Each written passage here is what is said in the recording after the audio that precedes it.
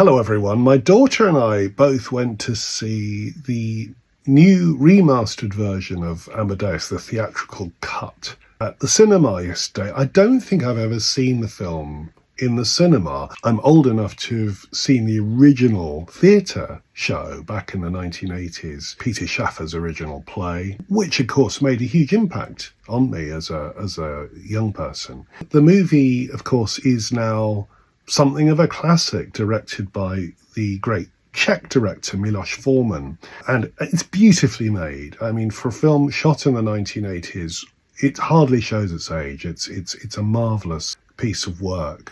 I'm amazed by Forman's direction at times. There's a very moving scene at the end where Mozart's body is being taken away for burial outside the city walls, the Vienna city walls, and it's being led through a field of cows. There's something sort of touching about that. At the time Amadeus came out, it was enormously controversial because of the way in which Mozart was portrayed as this sort of foul-mouthed buffoon.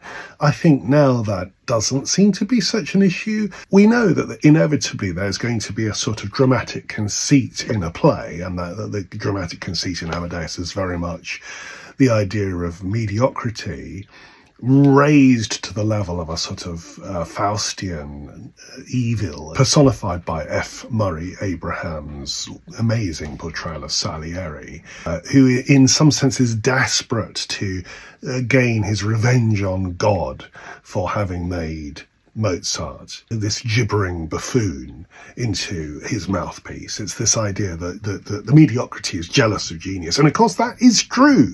In a sense, we are all in danger of becoming merely jealous, merely motivated by envy when we hear other people who are more talented than we are. That's a deeply human thing. What's so marvellous about Amadeus is the way in which the play, and subsequently the film, deals with the whole topic of music in such a serious and intense way. I love the fact that despite the fictional elements of the storytelling, the basic chronology of Mozart's life is very much kept in place. There's a learned quality to the musical discussion. When Salieri encounters Mozart's music for the first time, there are these wonderful poetic descriptions of Mozart's music.